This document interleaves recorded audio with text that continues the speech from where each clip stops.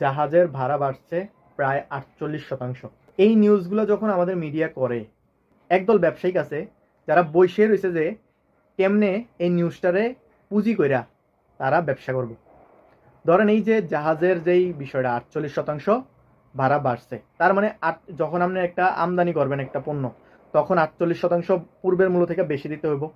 এই 48% বেশি টাকা দিলে দেখা গেছে একটা পণ্য আপনি 100 টাকা দিয়ে আনেন, এখন বর্তমানে যোগ হবে আরো 48 টাকা, মানে 148 টাকা।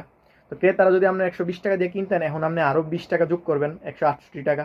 তো এখন একদল ব্যবসায়ী করব কি, যেটা মজুদ আছে এটার সাথে 48% যোগ করব, যোগ করে এটা দামটা বাড়িয়ে দিব। এখন সবকিছুর দাম শুধু বাড়বে, আমদানি বন্ধ হয়ে গেছে। হ্যাঁ, সবকিছুর দাম বেড়ে গেছে। তো এই যে দাম বাড়তেছে, দেখেন চিন্তা করেন দেশে যেটি বাম্পার ফলন হয়, আলু, শশা, লেবু, হ্যাঁ, আরো বহুত কিছু, এটিরও দাম মনে হয় 48% বাড়ানোর লেগে তারা বসে রয়েছে। আমরা দেশের অবস্থা তো এরকম, আমাদের দেশের ব্যবসায়ী কিন্তু সব অসাধু ব্যবসায়ী।